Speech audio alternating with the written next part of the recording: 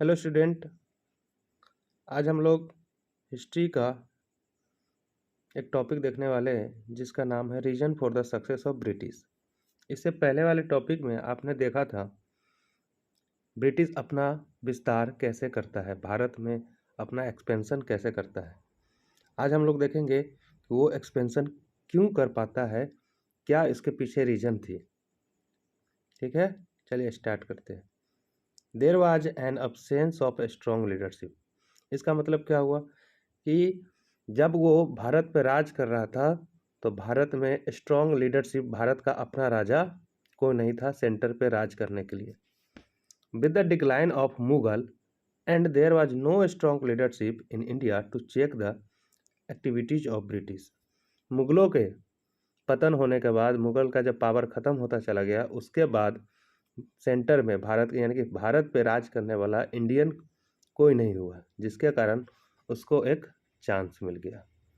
ठीक है, next point में हम देखें lack of unity among the Indian state. यानी कि भारतीय लोगों में यूनिटी नहीं थी। यूनिटी मीन्स होता है एकता, और एकता नहीं हो तो हम कमज़ोर पड़ जाते हैं। आपने बचपन में पढ़ा होगा वो लकड़ी वाला कहानी। The Indian state were unable to form a united front against the British. The British took advantage for their rivalry to play one rules against other while extending their own base in India. तो इसी का फ़ायदा उठाया अंग्रेज ने कि इस लोगों में अपने में कोई यूनिटी नहीं है, एकता नहीं है, कि भारतीय लोगों के बीच के झगड़ा का वो फ़ायदा उठाया। The weakness of Indian rulers, many rulers choose to have subsidiary alliance with the British rather than fight them. बहुत से छोटे छोटे रूलर्स जो हुए कम पावर वाले, वो ब्रिटिश से लड़ने के बजाय उनके साथ सब्सिडरी अलायंस कर लिया, यानी कि दोनों मिलजुल कर सरकार चलाने वाली सिस्टम लगा ली। सब्सिडी मीन्स होता है सहायक। They wanted to protect their comfortable lifestyle. वो लड़ना नहीं चाहे और वो चाहते थे कि हमको किसी तरह से अपना आराम की ज़िंदगी जी सके, और अंग्रेज जो है स्टार्टिंग में इन लोग को आराम की ज़िंदगी प्रोवाइड कराता रहा। They show little regard for the poor and carry out few reforms for the benefit of the people. वे जो है गरीबों के बारे में सोचते नहीं थे, अपना फ़ायदा देखते थे। British superior army and navy. अब ब्रिटिश का आर्मी और जो नौसेना होता है वो बहुत ही पावरफुल था, सुपीरियर था, बेस्ट था। The British soldier had better firearms than Indian soldier. British soldier के पास इंडियन सोल्डर के मुकाबले में उसके पास अच्छे हथियार थे। They were also often better discipline and better trained their Indian counterparts. और जो है वो अपने सेना को भी एकदम डिसिप्लिन और अच्छा से ट्रेंड किए हुए थे इंडिया में राज करने के लिए। All this factor contributed to the success of the British in India within a span of just 100 years. यानी कि ये सब जो हुआ 100 सालों के अंदर में सारा कुछ हो चुका था। The British in India transform themselves from trader to builder of the most powerful empire in the 19th century. वो स्टार्टिंग में बिजनेस करने आए थे, बिजनेस से वो कैसे पावरफुल एम्पायर बन जाता है 19th सेंचुरी में स्टार्ट कर चुका था। Structure of administration. Once the British started annexing territories in India, they realized they would have to enforce a proper system of administration to control the conquered region. So they formulated policy govern these territory. These policy were designed to consolidate British rule in India. जब वो भारत को जीतता चला गया, भारत के राज्य को, तो उन्होंने सोचा कि कोई नियम कानून बनाए ताकि हम इस पर कंट्रोल रख सकें। The welfare of common people was never priority for them. The company wanted to increase its profit from trade. वो कभी नहीं चाहते थे कि भारतीय लोगों का भलाई हो, वो बस चाहते थे कि किसी तरह से कंपनी का फायदा हो। Increase the profitability of the territory it held in India, extended its hold over India. The British divided the territory they held in into province. वो राज करने के लिए जो जो राज्य जीता हुआ अलग अलग भागों में बांट दिया और उसे कहा प्रोविंस। अभी स्टेट कहा जाता है, पहले प्रोविंस कहा जाता था। 3 of these were Bengal, Bombay and Madras. इनको 3 प्रेसिडेंट में प्रांत, प्रेसिडेंसी मीन्स प्रांत। Each presidency was administered by governor with the governor general acting as the overall head. हर एक प्रेसिडेंसी में गवर्नर होते थे एडमिनिस्ट्रेट करने के लिए, और ये तीनों का हेड होता था governor general. The district was look after by the collector. He supervise revenue collection and the overall administration of the district. District को कलेक्टर के द्वारा देखा जाता था और वो जो होता था पूरे डिस्ट्रिक्ट से रेवेन्यू कलेक्ट करने का काम करते थे। The day to day administration was carry out by 4 agency. धीरे धीरे प्रशासन जो है 4 भागों में बट गया। कौन कौन से है देख लीजिए। The civil service for general administration, यानी कि सिविल सर्विस जो जिसको हम लोग आजकल IAS IPS बोलते हैं। The army to protect the territory which is the British held in India. Army को बांट दिया गया जिसमें जो ब्रिटिश द्वारा जीते गए टेरिटरी को रक्षा करने के लिए। The police to maintain law and order and ensure peace. Police को रखा गया था कि कानून व्यवस्था को बनाए रखे और शांति बनाए रखने के लिए। Judiciary to give justice. Judiciary का स्थापना किया था ताकि न्याय दिया जा सके। तो ब्रिटिश का ही देन है सिविल सर्विस। ठीक है, अब हम लोग सिविल सर्विस के बारे में पढ़ते हैं। Lord Cornwallis started the civil service to effectively administer company territory in India. Lord Cornwallis ने भारत में सिविल सर्विस स्टार्ट किया ताकि वो भारत के राज्यों पे अधिकार बनाए रख सके। He introduced strict regulation for the official, raise their salaries and link promotion to seniority. वो जो है सैलरी बढ़ाए, प्रमोशन किए, करे कानून लगाए। Many bright young man were attracted to it. इसके कारण क्या हुआ, बहुत से युवा जो है सिविल सर्विस के लिए तैयारी करने लगे। To train young civil servants, Lord Wellesley set up Fort William College at Calcutta in 1801। Civil service को तैयार करने के लिए लॉर्ड वेलेजली ने फोर्ट विलियम कॉलेज बनाया था कलकत्ता में 1801 में।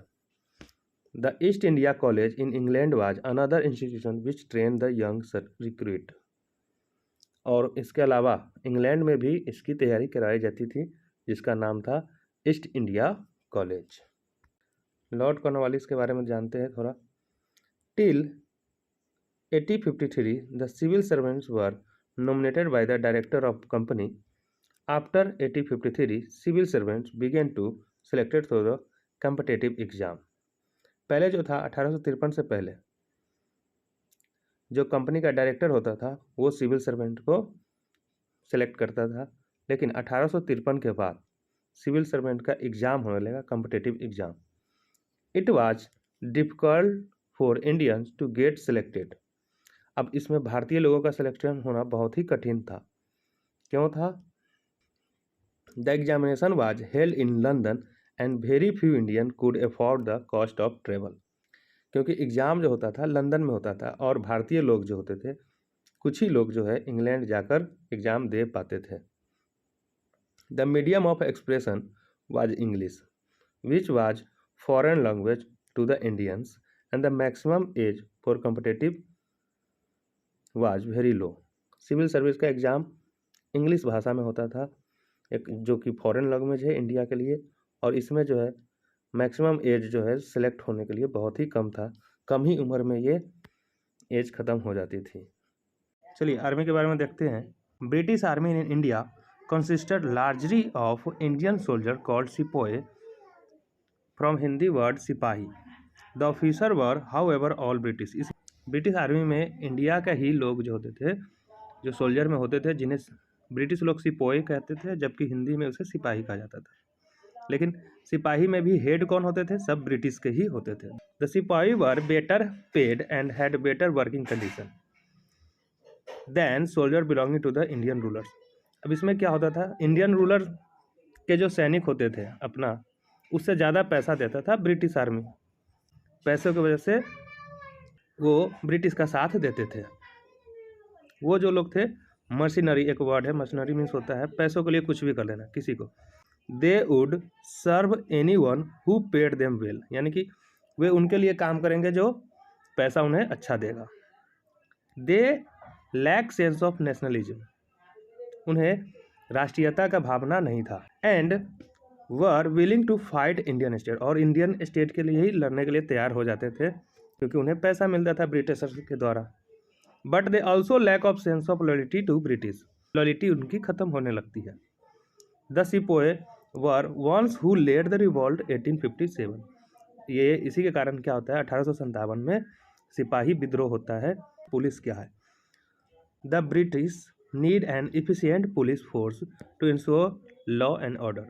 देखिए, ब्रिटिश को क्या था, भारत में शासन व्यवस्था को चलाने के लिए पुलिस फोर्स की ज़रूरत थी।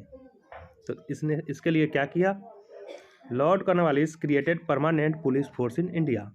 लॉर्ड कॉर्नवालिस ने भारत में परमानेंट पुलिस सिस्टम लाया। ईच डिस्ट्रिक्ट हैड मेनी थाना, हर एक डिस्ट्रिक्ट में बहुत सारे थाना होते थे। अंडर ए दरोगा, दरोगा के अंदर। Town and village had Kotwal and चौकीदार। टाउन में क्या होते थे? कोतवाल होते थे। विलेज में क्या होते थे? चौकीदार होते थे। Later the post of district superintendent of police was created, बाद में डिस्ट्रिक्ट सुप्रिटेंडेंट बनाया गया ताकि और अच्छे से शासन व्यवस्था चलाया जा सके। लॉर्ड कॉर्नवालिस ने इतना हार्ड रूल लगाया पुलिस के द्वारा ताकि लोग उनसे डरे। He look after the entire district like in the army the police too Indian were excluded from higher post. देखिए, डिस्ट्रिक्ट सुप्रिटेंडेंट जो होते थे वो पूरे डिस्ट्रिक्ट को देखते थे, जैसे आर्मी देखती है, पुलिस को भी देखते थे कि कैसे काम कर रही है। हायर पोस्ट पे भारतीय लोगों को नहीं लिया जाता था। The police was an effective force under British, police जो था ब्रिटिश में इफेक्टिव फोर्स पे था। It succeed in reducing major crimes, the police however could never become popular with the people. Police जो थी मेजर क्राइम को रोकती थी और पुलिस जो थे बहुत हार्ड रूल लगाते थे जिसके कारण लोग उन्हें नहीं पसंद करते थे, लोग डरते थे।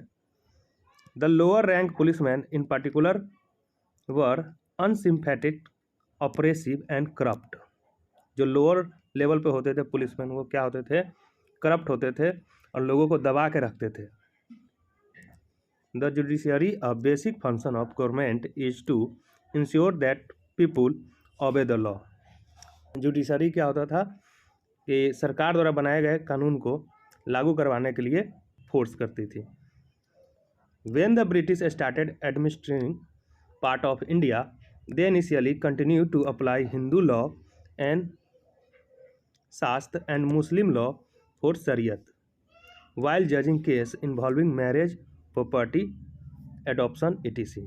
भारत के शासन व्यवस्था को चलाने के लिए ब्रिटिश ने हिंदुओं के लिए हिंदू वाला नियम, शास्त्र से नियम के अनुसार, मुस्लिम के लिए शरीयत जो उनका नियम होता है उसके अकॉर्डिंग नियम लगाते थे।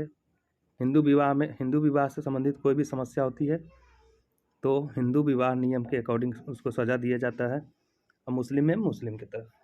But by 1793 Bengal regulation was introduce with definite course form Hindu and Muslim law. 1793 में नया नियम आता है जिसमें हिंदू और मुस्लिम के लिए नए नियम बनते हैं।